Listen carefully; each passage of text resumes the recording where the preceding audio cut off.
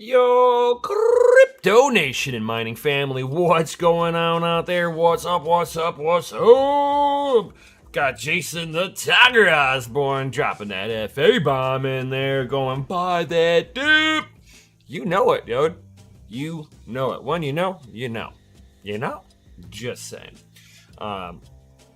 So we are officially under that 14-day mark until the end of Ethereum mining, and a nasty bearish mining market for a little while. So you know, if your boat's not ready to hit the open ocean and some murky waters, you might want to tie off of this one, which means, of course, turning your rigs off temporarily, especially if you are utilizing your rigs to pay to pay the electric bill also. So if you're relying on it, it might be and then also, guys, make sure on how your pool is, okay, where you're mining. See what the smallest transaction that you can manually fire up. Yo, what up, Cisco? What up, Rude? Yo, smash that lizardy like button. But guys, if you're, it's like with the pools, make sure what the minimum payout that you can manually request, and keep a big eye on that. The closer we get to the merge date, whatever coin is left there in the pool, you ain't gonna get back if it's too low. So kind of pay attention to that. If you only have a few rigs and you know that you're getting close to your payout, cool, continue to mine. But if you know that you're gonna go way past the merge to get your next payout, when you get this last payout, switch your rigs to something else. Don't continue to try to mine to something that you might not be able to cure enough to be able to pull a manual transaction, guys. So kind of keep an idea of that in the back of your head moving forward. Okay, guys? All right. He's like, Rude's like, check. Got that like button smashed. So that is like probably one of the big things that every time I do a video, I'm going to stress this out. 14 days and 12 hours to go until the merge happens. So pay attention to your payout intervals. If it takes you, let's say, 15 days, whenever you get this next payout, get a payout, stop mining to the Ethereum pool, switch it to something else. I can't tell you what that something else is. The easy way to do it is to put it onto ETC, just because you have to do 0 to the configuration other than telling it where to mine and then plugging in your ETC address. Okay? So keep that in mind.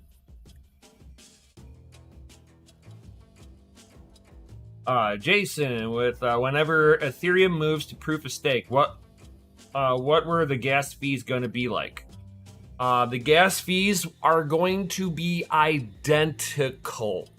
Absolutely nothing from the user standpoint changes. So, high gas fee is high gas fee. EIP 1559 is what standardized your gas fee and fucked over the miners for a ridiculous burn feature. But that's their thing of changing the rules right at the end, going, oh yeah, we don't need you peasant miners no more. But yes,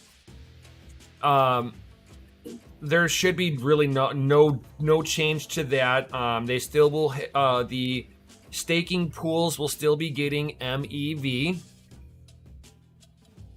Yep. So, I mean, absolutely nothing changes, except for the consensus, how they do their consensus. That is, and if you're staking, you can't unstake, and there are no off ramps out of Ethereum that I know of yet. I mean, not saying that they won't be there, but there's no off ramps.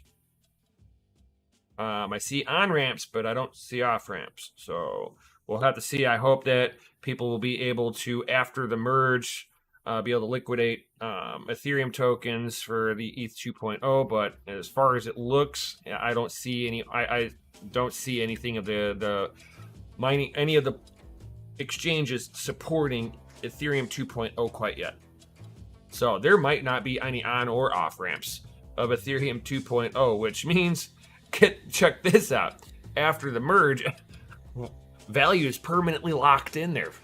And it's a circular economy. They just they lock in a few $1 billion, a few $1 million, and then wall it off so that they can't get off or onto the boat. Everything stays as is. Nice status quo, right? But yeah, it'll be interesting. Will be interesting. Another one that kind of happened while the Van Eck Bitcoin ETF is delayed. Their Bitcoin Depot plans public listing, and Huobi gets flagged. So we'll have it's just standard rhetoric. Basically, the SEC did not like certain things that they outlined, and they're basically kicking it back, going, "Hey, look, we're going to deny it. Here are your reasons why we are denying it." And so basically, Van Eck will just have to go back to the drawing board again.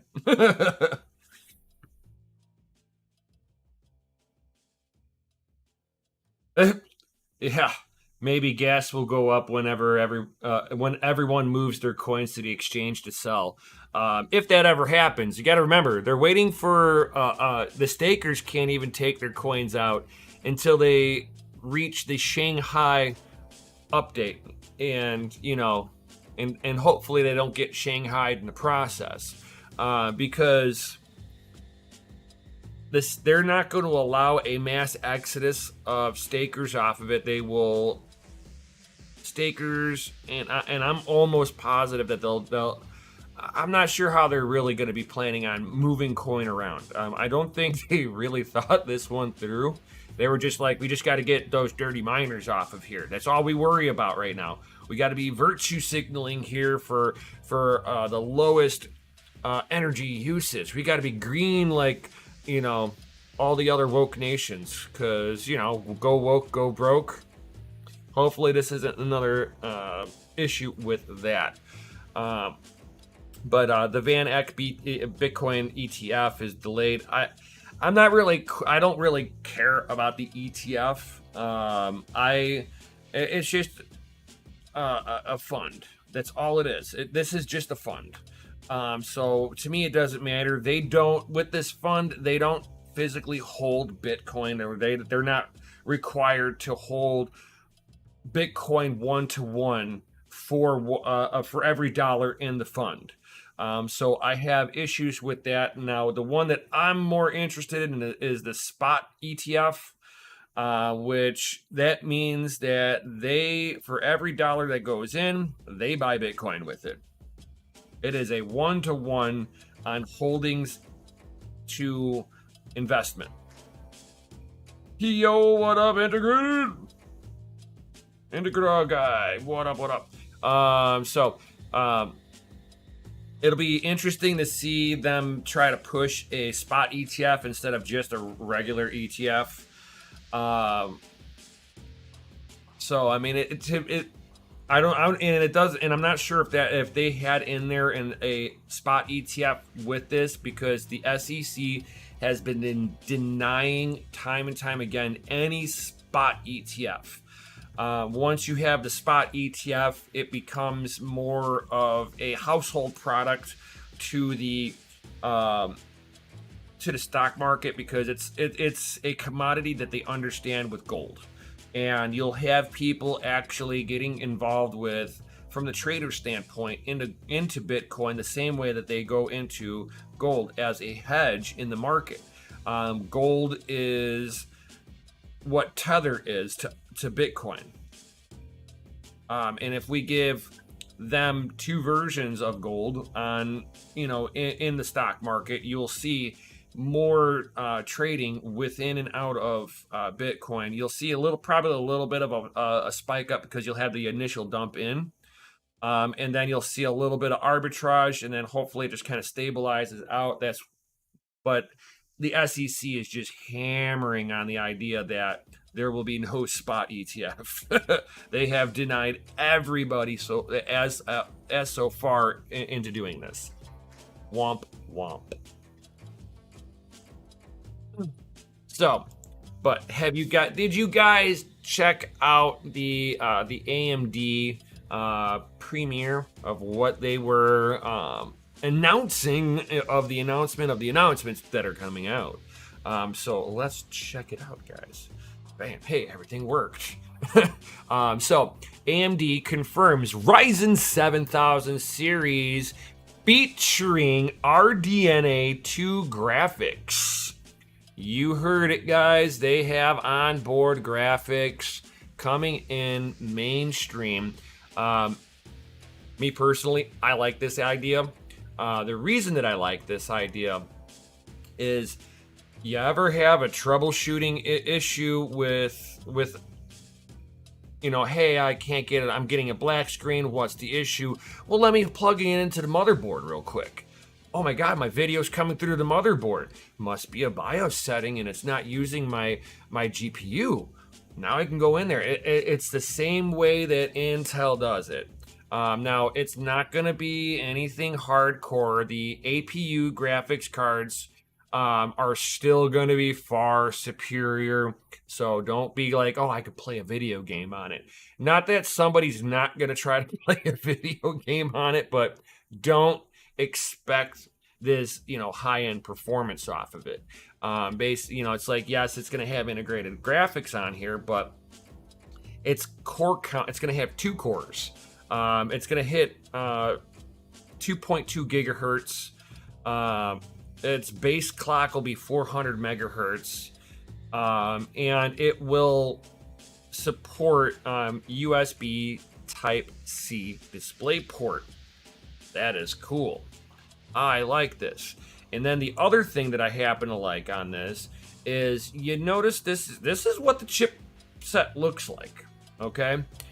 I do like how they got all the capacitors all the way around this, so they've got a lot of power management coming into this. A lot of power management. So this ISH is a nickel-plated copper ISH. This is a copper ISH. 100%, guys. It is not steel anymore. It's not aluminum. It's not steel. It is copper. As we know, copper has the best thermal conductivity. And with the nickel plating, it helps make that all nice and flat on there. It's super thin.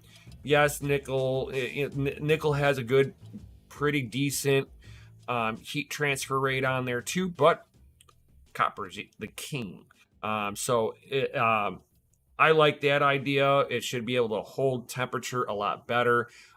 This is going to be on the new socket style, so it's going to be the AM5. They're going to be looking at the AM5 being able to last out for at least until 2025. So we've seen that how long AM4 motherboards stayed around, and with the AM4 motherboard sticking around as long as they have, I would almost think that that's how it's going to be with the AM5 motherboards. Yo, what up, Gundy? Yo. What do you think the hash rate on Monero would be on that CPU? That's a good one. So, if we're looking at the 5950X, which I've already got one, that one was almost 13 kilohash a second. I would say, if I had to take a stab at it, I would think that it'll probably be a 30% bump in performance for these the 7950X. So with that being said, if it's 30% bump in performance. I would say you might be looking at about 16, 17 kilohash a second with this new CPU set on Monero. Could be a little higher, depending. And that some of this performance also depends on the motherboard type, guys. And somebody is here that I am not. Hold on, guys.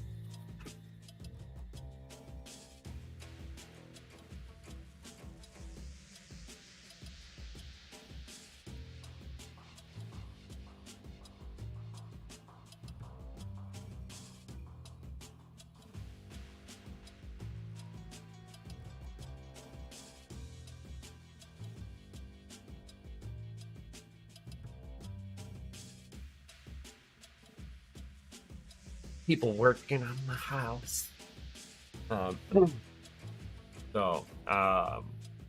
Where was I? Oh yeah. So it, like I said, it depends on the motherboard that you have, on which performance outcome you are truly gonna. Hey, Gandhi with the smash damn likes for the hey yo Jesus. You my man, you rock, dude. Too kind. With the $5. So with the two different motherboards that are going to be coming out, so you're going to have the 650 and I think the 670 I'm sorry, yeah, 670 and the 650. Which the 670 will be available in September. The 650 will be available in October. And there will be a couple of differences with inside of the motherboard itself, guys. So on the standard, with the standard motherboard, non-extreme, okay? Non-extreme. You're going to be looking at DDR4 RAM modules being slotted in there. So you're not going to see the top end performance. Now the CPUs are the same. So baseline, you're going to have the same performance. Difference is you're just not going to be able to utilize the DDR5 memory module RAM, except on the extreme. The extremes will do both. It'll do the 4 and the 5, so it is multi-compatible. I've had motherboards like this before that were DDR2 and DDR3 compatible. It was like the early generation stuff. They made sure that it had all the extra positions in there already routed. I think that's how they did it. I've actually never truly dug into seeing how the pin, if the pin layout is really different between 4 and 5. I would think that with the way that it looks, I would think that they would be the same. But I do remember DDR2 and DDR3. My ASRock motherboard utilized both. So I believe on that one had different pinouts because later on there was no more DDR2 support in the motherboard, and I don't know if that was just in software or if it was that they dropped the support in the actual physical port itself. Not sure. Like I said, I've never really dug into that too far to be honest on that one. But I do like the idea that they are going to become, they got at least they have a graphics card integrated, a little bit of a GPU integrated into the die set. These are monolithic die sets too, guys, which they are starting to do the stacking. So with the GPU side, it's stacked up so that everything is all in one spot. They're running the 5 nanometer technology on there. So there's a lot going on with the new 7000 series Ryzens. I'm excited to check out some of this stuff. I'm kind of wanting to grab some of this, and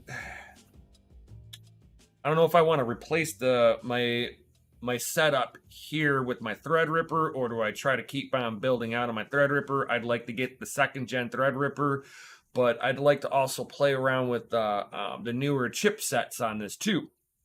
Do some maybe I'll just build myself like a streaming PC, small form factor of this.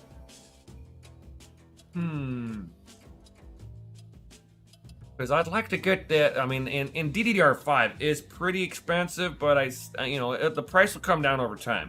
But it's like I'd like to do a little build on this, and yeah, wonder how that would work. Do like a small form factor build on here, and Cisco, have you come across any multi CPU combos for those Threadrippers? That would be a sweet build. No, that would be in the Pro series. They've got that, Cisco. So in the Threadripper Pro series, which those are of course server grade. So if I was going to build a server blade, I can do the Threadripper Pros. That is really expensive. I mean, I think the cheapest Threadripper Pro that I've looked at. Not saying that there might be cheaper ones out there. I'm just saying the one that I happened to look at that time was like $2,500 per chip. They were like 64 core behemoths. I was like, wow, I love. Yeah, let's just get the 64 core Epic. Yeah, oh my God. Oh, yes. I would love to do that, man. I've never gotten into like building servers before. That is hardware. I have played with a server before, and they're fucking loud. And I have the power to be able to run a server. And what the hell would I use the server for other than doing like video editing, like storage and stuff like that? And I'd have to think about it. I'd have to have a purpose to build it. If I had a purpose to build an actual server, if I had an actual, if I could actually build a server and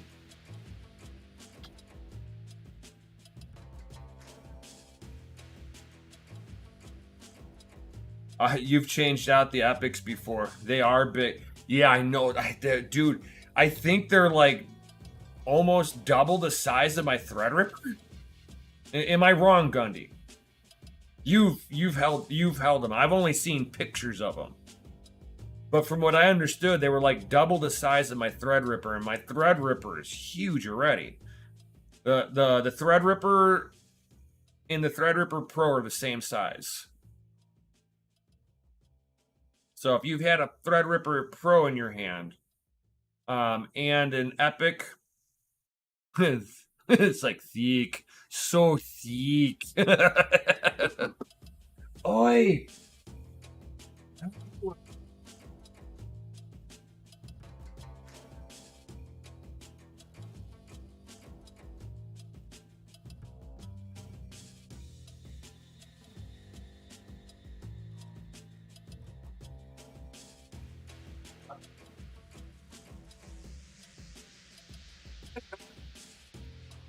Stuff being dropped off for the wife. I can't make this up. Let me get that up here.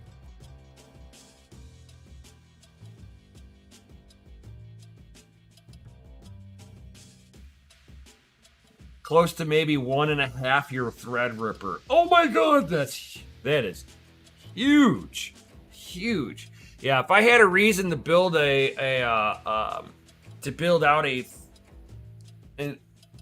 server, if I had a reason for it, I'll do it.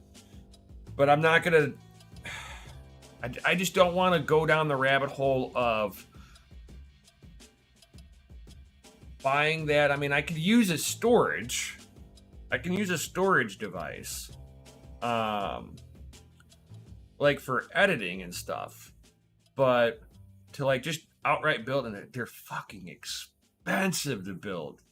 It's like I would almost rather do like a poor man's like server build and do like, you know, build out a 7950X build with just massive amount, you know, have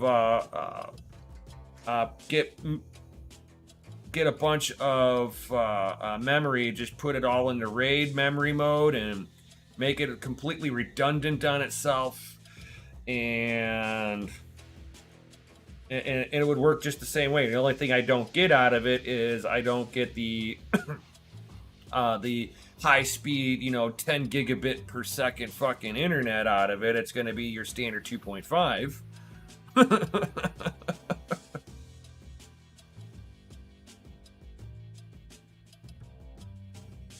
Like you can use SRB miner and mine 4 coins at once. Yeah, I bet. Be like, you can use this quadrant of course over here. You can use this one, and you just kind of zone them out. I could see it. There's a lot that those epics and Threadripper Pros can really do. That you're talking about a lot of horsepower, and they come at a hefty price tag. They are you know, $1,000 plus for, you know, newer ones. I mean, I'm sure you can get some older ones, but then you're starting to dip more into Intel territory for sure. And if you're trying to stay in the AMD territory, which that's going to be me, I'm very familiar with AMD products. I've been an AMD supporter for the longest time. Am I dogging on Intel? No. Intel CPUs have never been an issue that I have ever seen. I've used them back in the past, and I just kind of went over to AMD, and I'm like, I'm going to root for the underdog.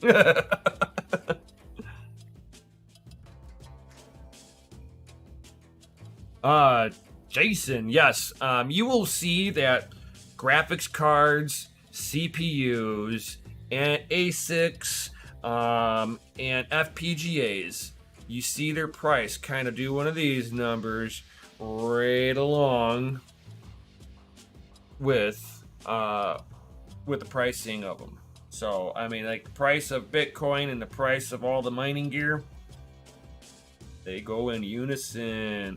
Because like as people get out of the mining market, they start dumping their hardware, and their hardware is not usually too old. You're talking usually a generation or two. Unless they're people like myself who've been in mining for a while, and I've got a whole bunch of older hardware that I'm still utilizing. But a lot of people are going to dump all this hardware back onto the market secondhand, and it slows down the rate of sales on the new market, which puts downward pressure on pricing for the new market because supply shoots up, price drops down, and they try to balance that out. You know, because they want people to buy new, but if the used market is $100 less on average, people are going to, you know, maybe favor going on to the used market for $100, $200 less, and you still got the same warranty on it. Especially, and that's why I like EVGA for a lot of stuff, is that it's a no questions asked. You have the GPU, it doesn't matter you bought it new, used, does it have warranty? Yes. Is it broken? Yes. They sit there and ship you out. You ship yours back to them. They ship you a new one. Life's good. I like how EVGA's warranty process works above everyone else's. Like literally, they do. I believe it's called cross dock warranty. So as soon as you get approved for a warrant, you get a warranty approval from EVGA, they send you a GPU right then and there, and then they send you a shipping label, and you send it back. Bam. You know, that's all you have to do. You box it up, send it back to them, and so that I like about EVGA. I wish everybody else would get on board with that one. It is not hard to do. But I digress on that one. But back to this. So, with the 79 7000 series CPUs, you're going to be looking at them going from 6 core to 16 core. Base clocks are going to be 4.7, 4.5 to 5.3 to 5.7. What I like about this is they are not utilizing a whole lot of extra wattage. These things are,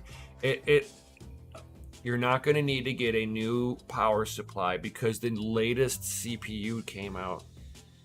They're not going to try to utilize 200 watts in the process of making this. Their target on this is 105 to 170 watts. So I'm good to run it. I got a 1200 watt power supply. I'm good to go, right? I have no issues running everything that I've got running right now. This isn't running 170 watts, isn't any more wattage than what I am currently running with my Threadripper. My Threadripper pulls 180 watts. So I'm using 10 more watts on my hardware, and I'm probably about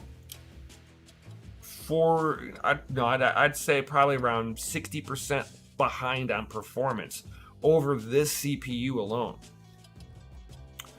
So it's like you can in the price point on it. Oh my god. Oh, what happened there? Oh, there we go. I moved my mouse a little bit. Decided to go in between screens. I hate when it does that. So the price point on this, you're going to be looking at about $300 all the way to $700. That $700 is still less than the Threadripper that I want to get. I want to get the 2950 WX, top of the line, second generation.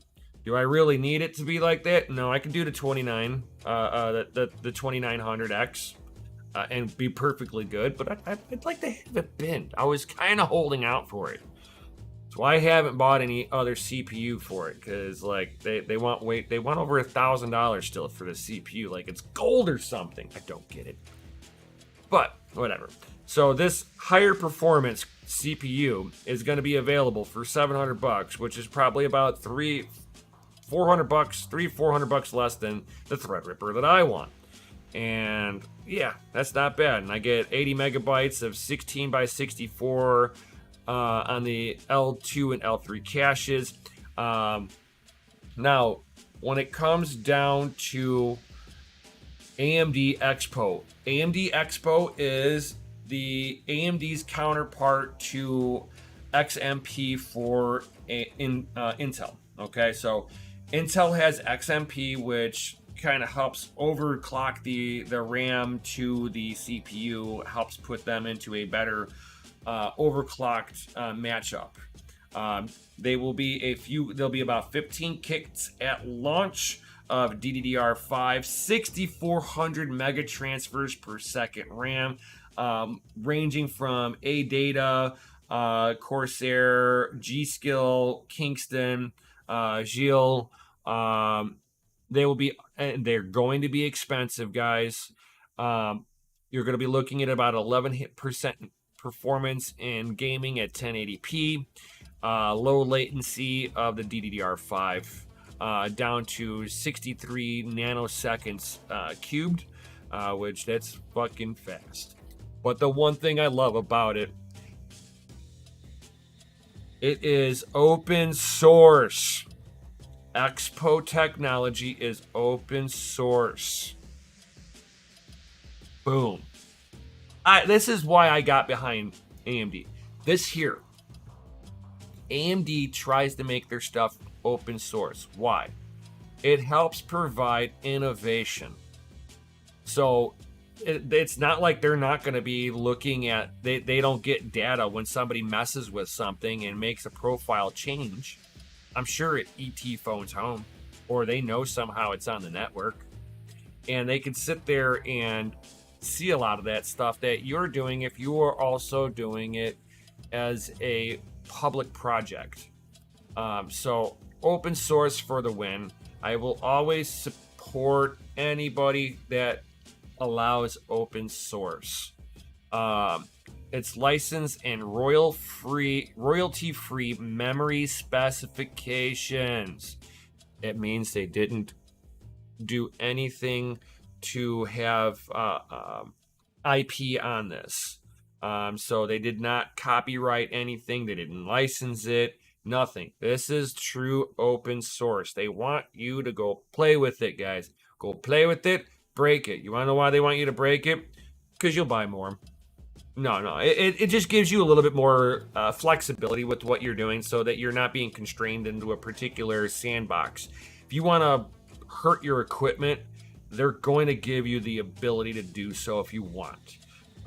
Do I recommend you to do that? No. Only do that, play with this stuff if you know what you're doing. This is for your extreme overclockers, people who are playing with liquid nitrogen and stuff like that, or even liquid helium.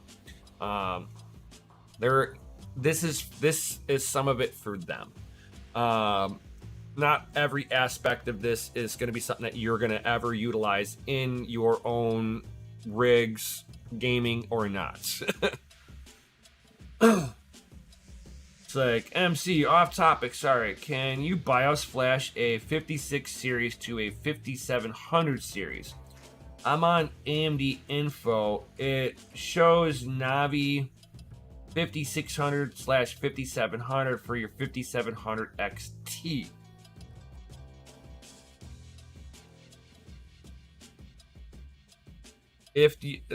As far as I know, if you've already got an XT variant, you can only, and I don't want to misspeak on this one, you might be able to, if you have the 5600 XT, you might be able to put the 5700 BIOS on it. But I think 5700 XT, you can only go from a 5700 BIOS flash it to an XT model.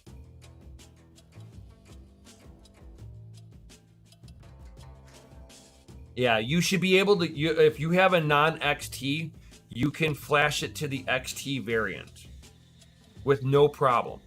The one thing that you're going to notice is that there's a reason why it's a non-XT. It usually comes into a few different categories. One, the XT variant usually has a thicker cooler on there. Two, the XT variant usually has passed all the specifications that they were looking for to be a top tier performer, right? So that means in the non-XT variant, it could run a little bit warmer than they would like. So they put it to a non-XT BIOS to kind of drop the power limit on there. So if you choose to flash it with the XT variation of it, just keep an eye on power. You might have to slightly limit the power a little bit, but with the XT BIOS on there, it will give you better memory timing straps, which will give you that little squeak of XT performance. Just know that you might not get all of it because of thermal throttling. That's all I can say. It's like, okay, FA, thank you. No problem, MC. No problem, my man. So with these DDR5 memory modules on here, as we start progressing through, you know how like if you've been around watching my videos since I first started, I always said that you wanted to try to keep in line with at least 1 gigabyte of RAM per GPU that you plug into your rig for optimum stability. I'm curious if I could do a big build out with less of this RAM because it's got so much of a higher performance. Now, here comes the caveat to all of this, right? So if you don't have like I said, if you don't have the extreme variation on here, you are not going to take advantage of the DDR5 RAM on here. Which means I don't know, and it wasn't explained very clearly with the Premiere from AMD, if that was going to be something that was still available for the non-extreme variations with DDR4 RAM in there. I would like to see it work for the DDR4, but this might be exclusive to DDR5. So if you want to have all the glitz and glamour, you might have to make sure you go after AMD's Extreme board moving forward. And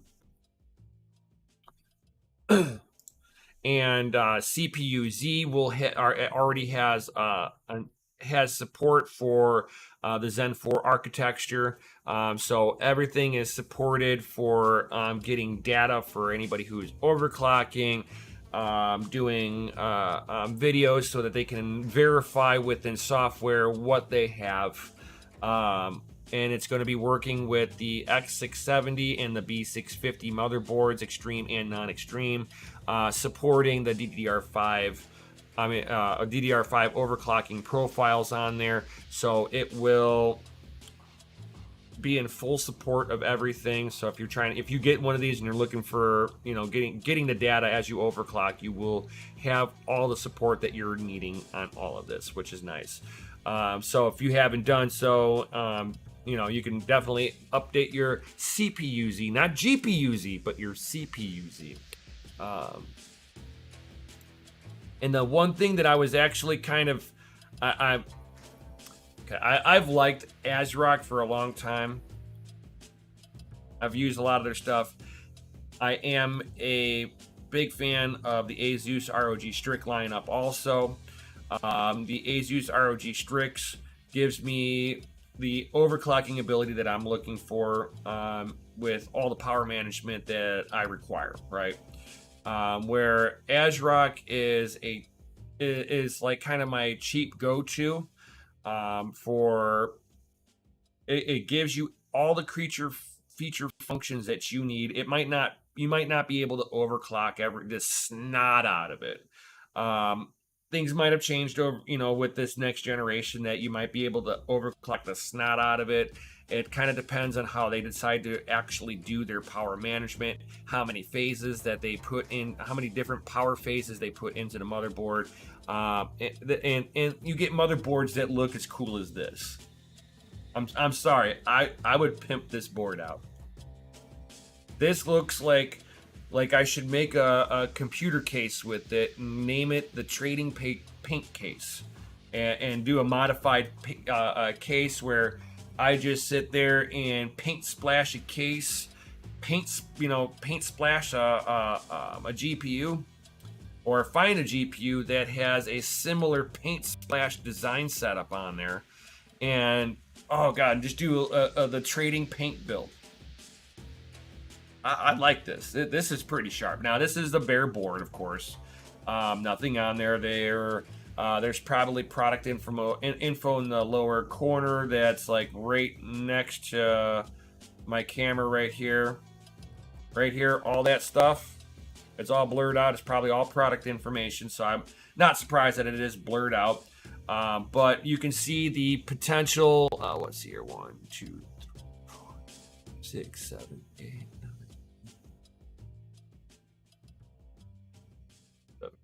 18. So they got 18 power rails sitting here. So yeah, there's some big power. I mean, it's not a 24 rail. Those are for your extreme boards. So this it's featuring a DDR5, but I don't think it's at the same level of extreme that I'd be looking for. I would be looking at a 24-phase inductor field.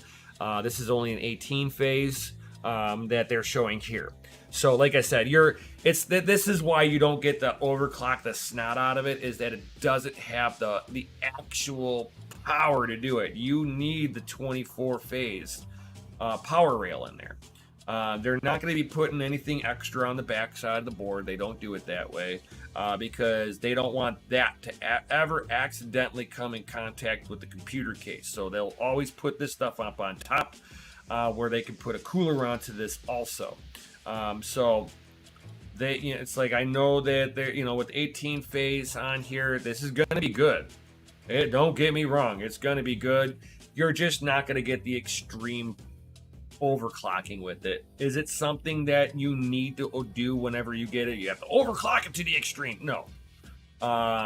You can do a moderate overclock, get as much of the performance out of the CPU as you can with all, as much of the performance out of your RAM kits, and you will be very happy long term. I gamed on my ASRock for God, over like 15 years. I had fun with my ASRock, and I overclocked the snot out of it that it would let me on there, knowing that there was other boards that would overclock further. But for a budget build, ASRock is my go-to.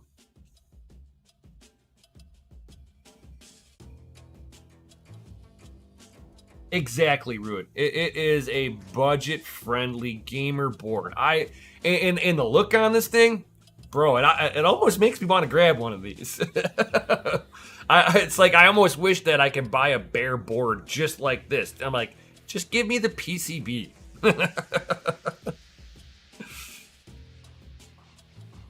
It's like I wish they would make a PCB and then you can get the motherboard that's the layout for the PCB and use this as your motherboard rise off for a test stand. I'm just saying I'd buy it.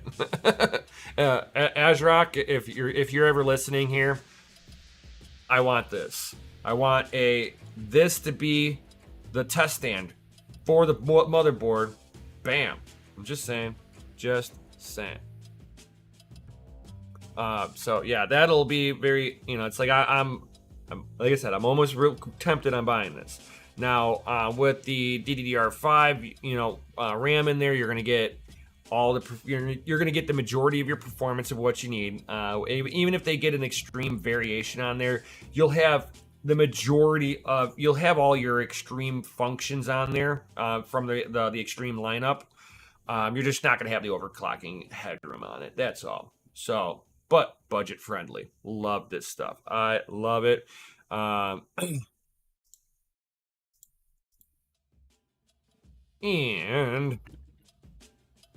AMD here also briefly during the presentation, they showed off their new Radeon card. Yep, it looks the same. It looks like if this is a true rendering of what they're going to be coming out with, it looks like it's like a little bit of an indentation around the middle fan. They got a little bit of LED around it, but this is what it is.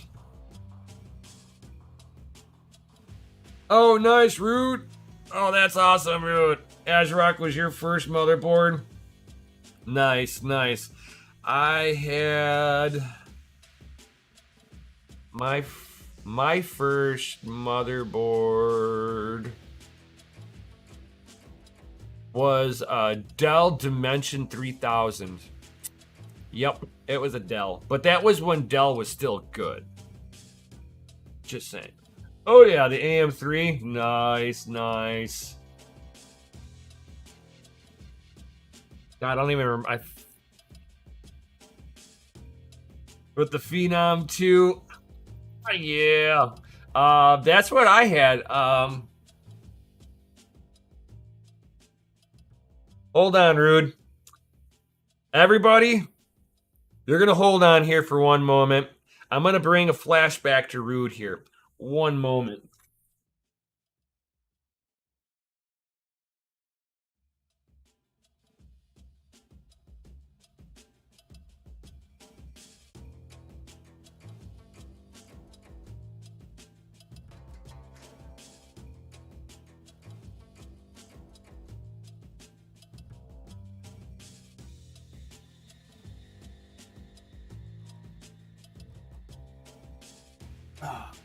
Here we go. Rude. You remember when towers were like gigantic? Here's proof of tower. So this is an early day, and you can see that I am a G.Skill fan. I've been using G.Skill for many years, but this is a Phenom 2. This is an Athlon Phenom 2 4-core processor in here. Ooh, and I've got the Phenom 2 2-core processor also. This is the upgraded chipset.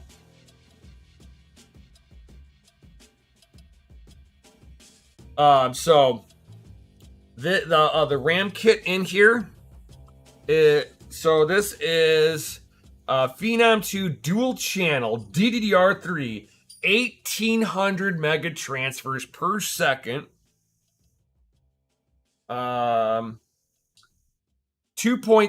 gigahertz 140 watt max CPU. This is one of the few boards that ASRock actually came out with that supported very well with the overclocking ability on this. For what it was.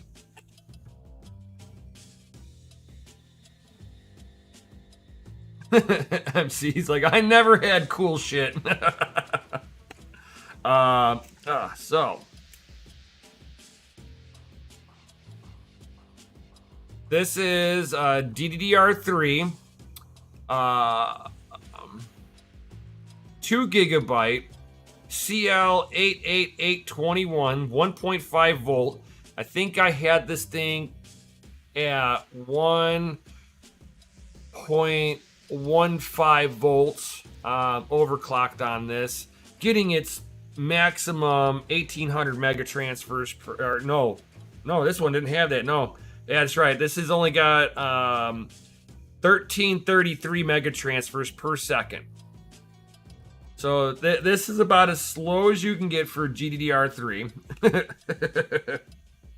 I've got a whole whopping 4 gigabytes in here because these are all 2 gigabyte DINs. And you see, I got them all populated. This is like right when they were starting to bring out the 4 DIN, dual channel RAM with 4 sticks. Very cool stuff early day on. I mean, this thing is like 17-ish years old now, somewhere right around there. This is PCIe 2.0, and then I got ERP, EUP ready. So these are component slots. These are not for GPUs.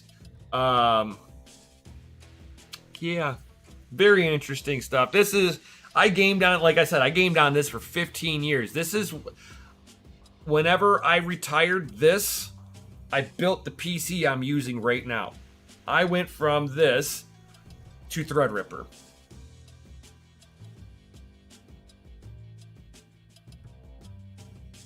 Can you mine with 5 GPUs? Oh, hell yeah. I had... Now, if you guys notice here, there's only 2 PCIe Gen 2s. These 2, or these 3, are basically PCIe Gen 1. These white ones are Gen 1s and slower than dirt. So I was able to put 2 x4 adapters into here. And I mined on this, yes, I mined on this with 8 RX 580s. If you go into my videos, like from a few years ago, you can see me actually do the build with this. People said that this would not mine with 8 GPUs. I proved them wrong.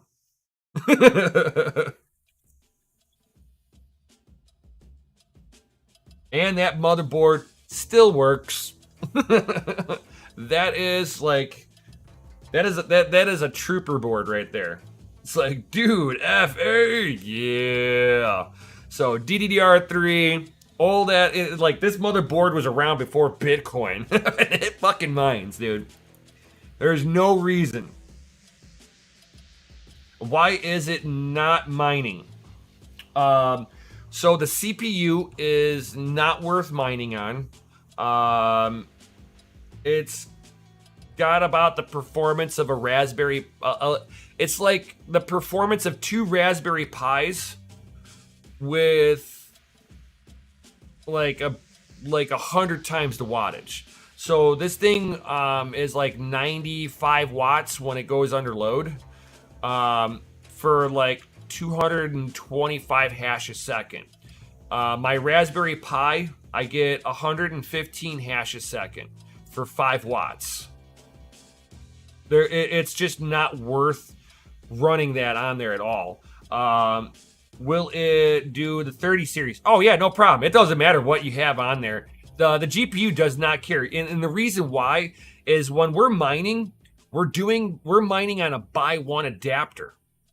We don't care about the PCIe data lanes. That's for different processes in the GPU. We're all on a buy one. You can have Gen 1 PCIe. You can run a 30 series on it because you're only putting in a buy one adapter in there. You're not going to hit with the full performance if you're mining on a Gen 1. You want to be Gen 2 or greater, and any GPU mining will slot into it.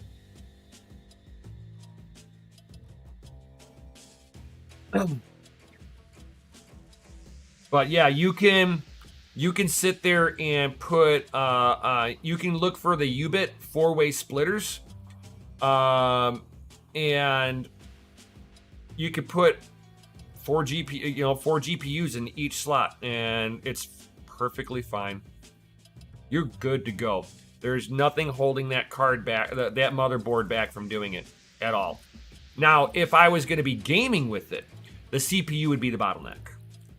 So that's the only thing. It's just a CPU bottleneck whenever depending on what you're doing. But mining wise, you can mine. I can hook up a 30 series to a Raspberry Pi and mine with it. It doesn't matter what it's hooked up to. CPU, APU, it doesn't matter. Even like the scammy ass fucking CoinMine ones, it was an APU with a 580 in there, a custom 580. So it really doesn't matter what you're mining, as long as it boots up. That's all that matters.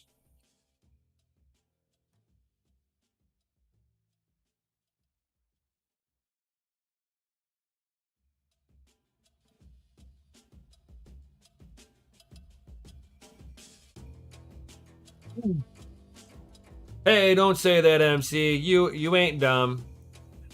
The way I look at it, there's no such thing as dumb. It's just uninformed or misinformed. Everybody's nothing but you're nothing but a sponge. So as long as you're willing to learn, you're not dumb. That's my viewpoint. So when you don't want to learn, that's whenever I'm like, yeah, you're dumb. When you can't learn. You know, fucking, what was it? South Park had that with had an episode with the human centipede, and they were like, we just can't teach it how to read. My name is Bob. Nice.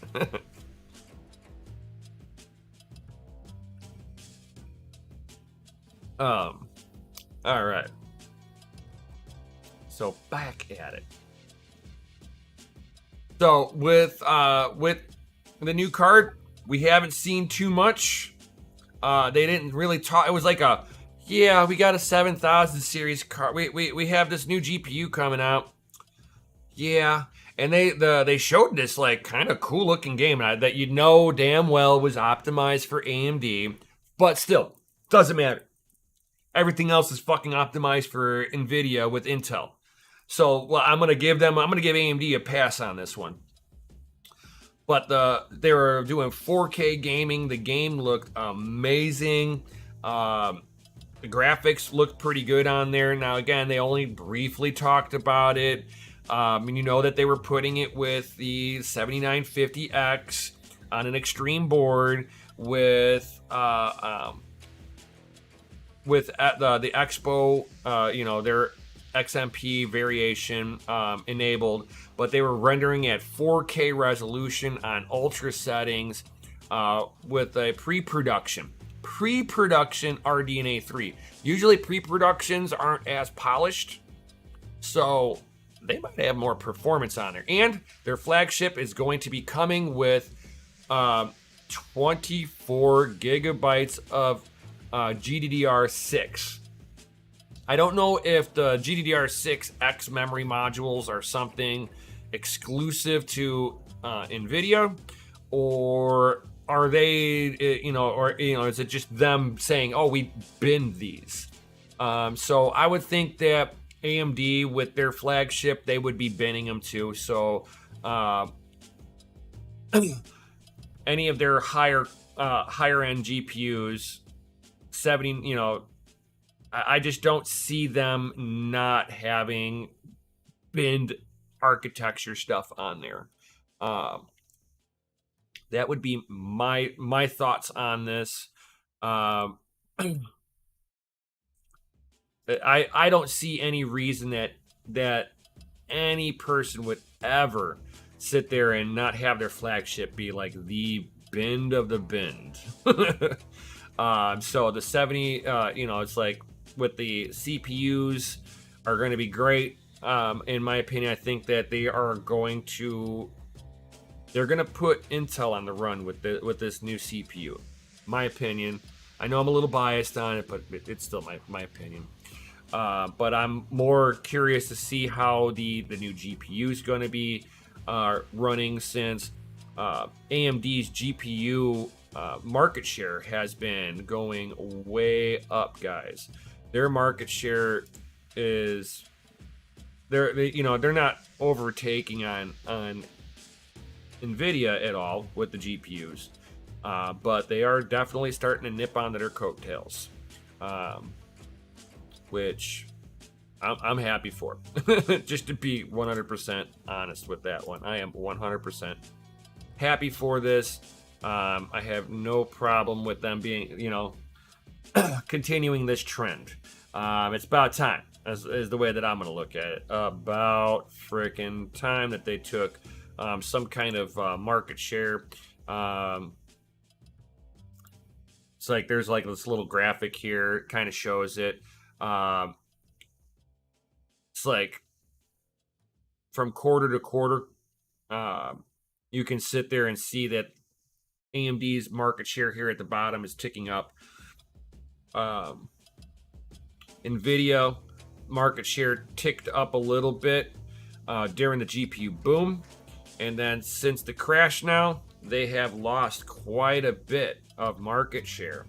Now you're starting to see the market share being AMD. Now, is it AMD because they were the only ones that you were able to find their product? Nvidia was out of stock everywhere, limited, so everybody had to go for AMD if they wanted a new GPU for their new motherboard, new CPUs that they've been getting, right? I think some of this is also going to be from the mining boom kind of dropping back now. I'm going to expect to see AMD, and now this is just showing market share. It's not showing revenue, but I expect to see some kind of changes moving forward now that people are a little excited over NVIDIA's new 4000 series, but people might look at the AMD 7000 series stuff and go, I'm going to be able to get a new CPU, a new motherboard, and I can utilize my existing RAM that I've already had, and I can keep my power supply, because the GPU and the CPU aren't going to be power hogs, unlike Intel and NVIDIA, which they're going to be like, yeah, you're probably going to want to get this new, nice, brand new 1600 watt power supply. And we also, it's not necessary, but we recommend that you actually have a circuit built just for your PC, sir. Make sure it's a 20 amp circuit for your PC, because you're about to utilize all the power on that 110 North American power, guys. Think of it this way: 1800 watts on 220. I'm sorry, 1800 watts on 110, a 20 amp. You're damn near 80%. You can't really pull much more power off of that circuit. You're almost better off going into 220 territory. Get yourself a 220 circuit just for your PC, put a 20 amp circuit breaker in there, and you're good to go. That is freaking ridiculous on the pathway that Intel and NVIDIA is doing it. They're like, oh, we're not efficient. but we need to stay ahead of AMD. So just throw all the power at it, guys. Just keep throwing power at it. More power. AMD's catching up. More power.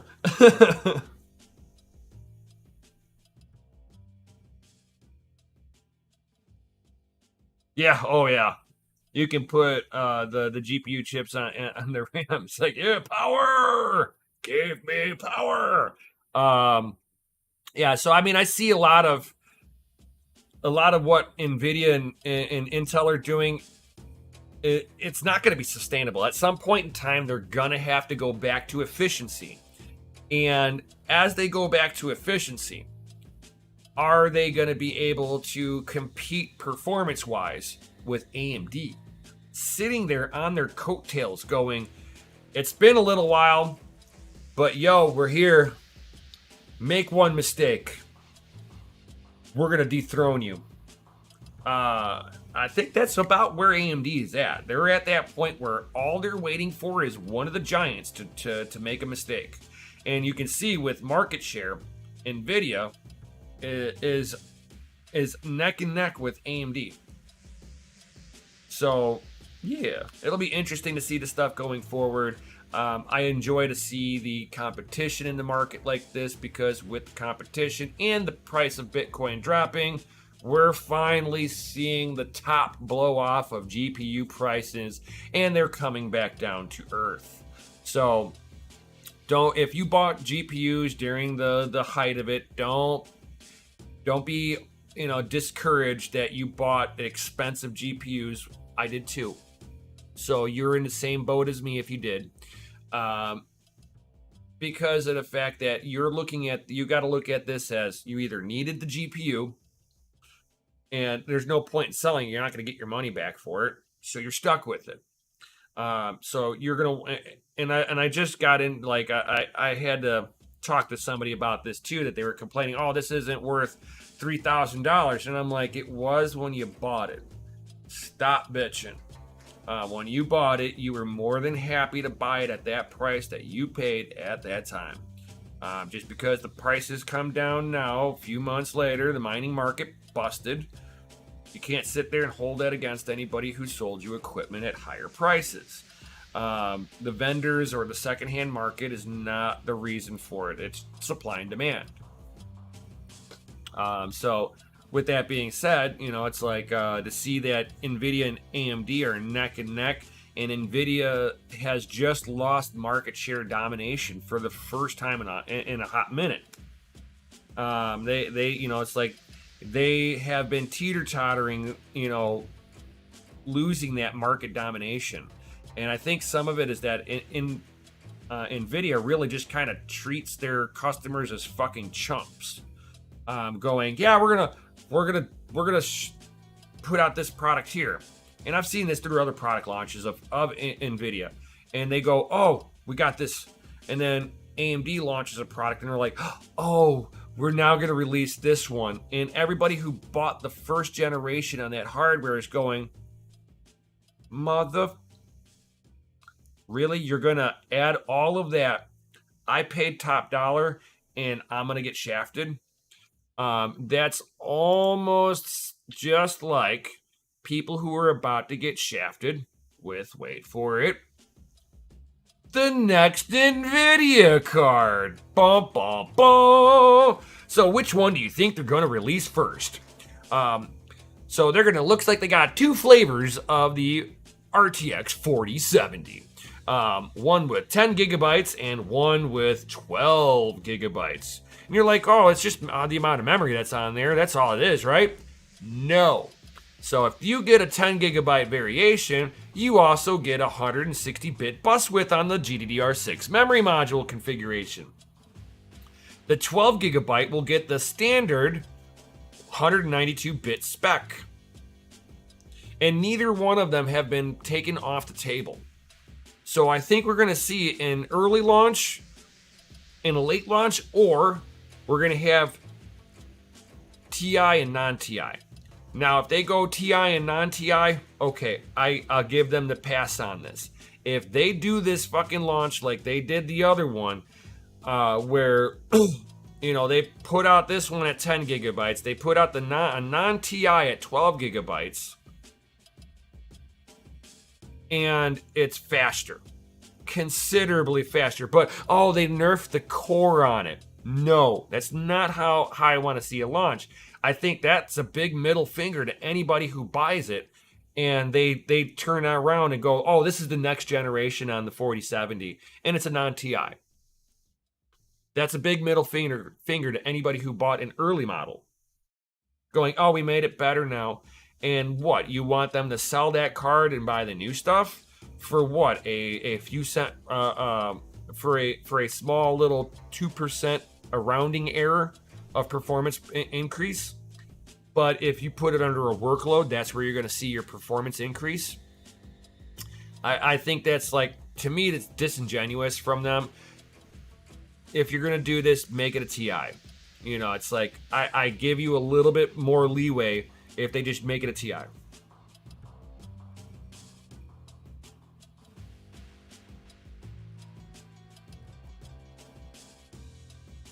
It's Intel will be more expensive. Oh yeah.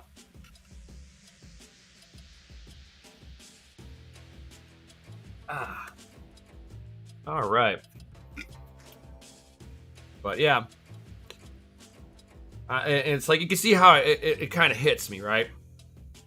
It's I cannot stand whenever I start seeing stuff like this. So, CUDA cores will be a little different between the two variations. And that's what makes me think it's a TI versus a non-TI. But you don't see any. I haven't seen the leaks for that on the 4080 or the 4090 yet. I do see extra SKUs for 4080 and 4090. They've already patented the SKU lineup. It's all out there. There are a lot of SKUs that they've done again.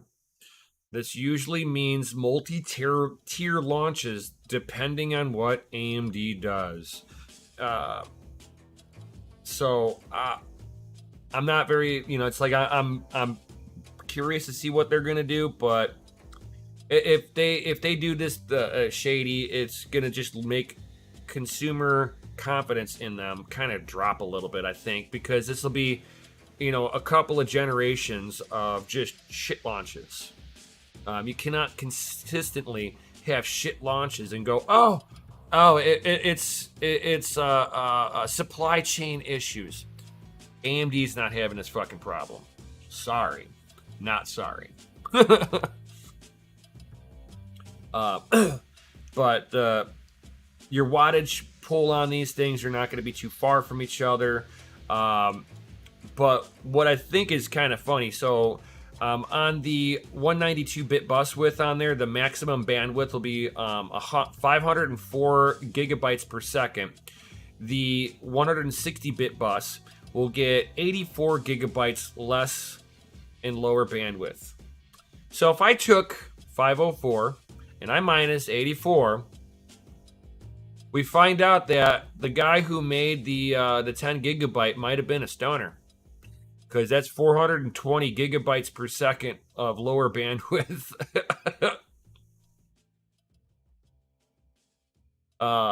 Bump, right? Smoke weed every day. Yo.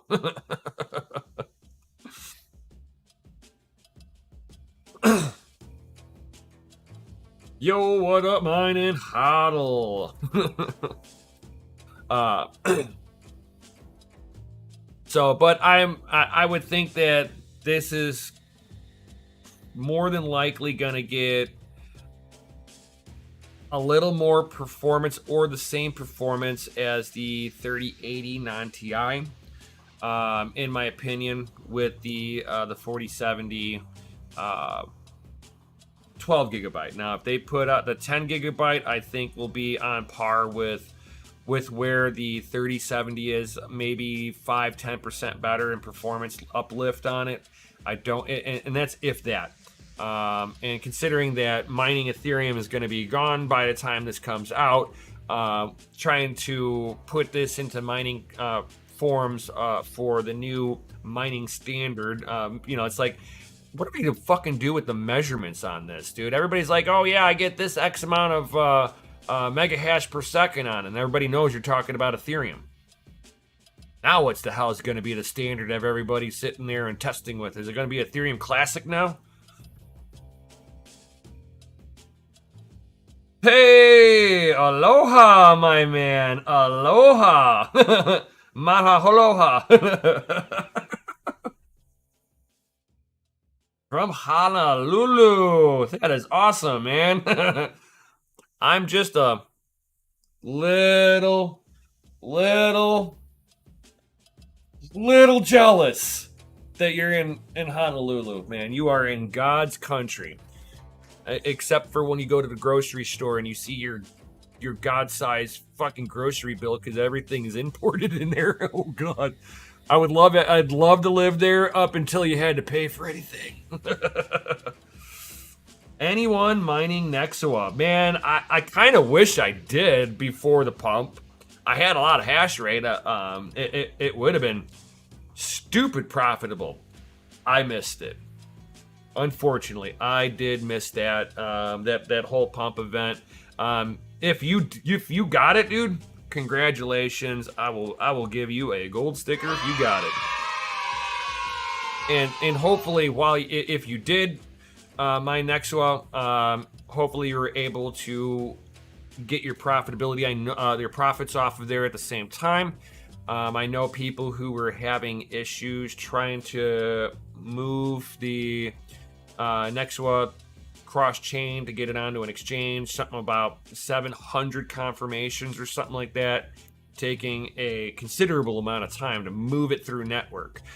So if you were mining to the exchange, which I never recommend anybody doing, but if you were, it made life easier for you to be able to sell. So unfortunately, I didn't get the chance to be able to do that. Of course, I didn't know who's gonna, nobody really knows when a coin's gonna snap off like that. You just kind of hope that, hey, I was mining it beforehand, and then you get to enjoy some of the speculative mining that you've already done. But before I head up out of here, guys, anybody got any other comments or questions before I head on out of here? And guys, while you're thinking of questions or starting to type, definitely smash that Lizzie like button. If you're new here, please subscribe. Hit the bell notification so you know whenever I'm going live. And if you like these videos, definitely share them on your favorite social media. Helps me get the word out there to more of you awesome people out there. Helps me outgrow the channel, all that good stuff. Like again, man, you want to hit it again and again and again and again. It's like you want to break that like button. That like button should be properly broken. Mine and Hodl, when's the next show? I will be doing these shows Monday through Friday at 4 p.m. Central Standard Time. Honolulu, that puts you puts you what, 2 hours behind me? I think you're 2 hours behind. So for me, if it's 6 p.m. for you, if you're Pacific Standard Time.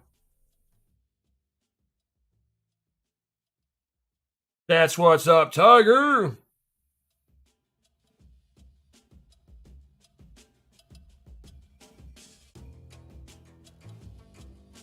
Oh. Okay, 12/7. So it's 1 o'clock there? Ow! I went the wrong way with my... I stand corrected. It should have been the other way. So you're 3 hours behind me then. So then, yeah, I would have started at 1 p.m. then for you.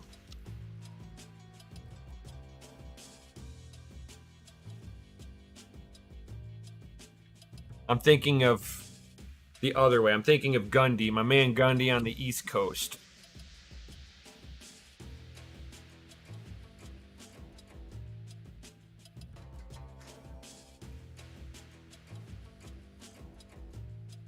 It's because you're East Coast, my man. You're East Coast. So, all right. Anybody else got any other comments or questions before I head up out of here? Thank you again for everybody being here. You guys all rock. You're the reason why I do this stuff. On top of that, whenever I'm doing like putting stuff, building rigs or doing some software stuff, I will be, I make the videos so that I can sit there and figure out, what I did wrong here and there. No problem, Rude. No problem. Thank you, Kyle Rosa. FA to YouTube, my man. FA. FA for sure. And definitely smash the like button if you want to. Join the Discord down below if you haven't done so. It is free. If you like the content and all that good stuff, think about joining the Patreon. Link down below. And while you're down, if you're sitting there with that and all that good stuff, and in the VIP section, you will be able to have exclusive access to the Family Mine LLC when we finally open our doors up to the public, which is coming soon. Soon. Hashtag soon. It's like, Rude, it's broken. It's broken. FA. Yes. So with that, guys, thank you very much for being here. Peace out. And of course, stay savage. Yo!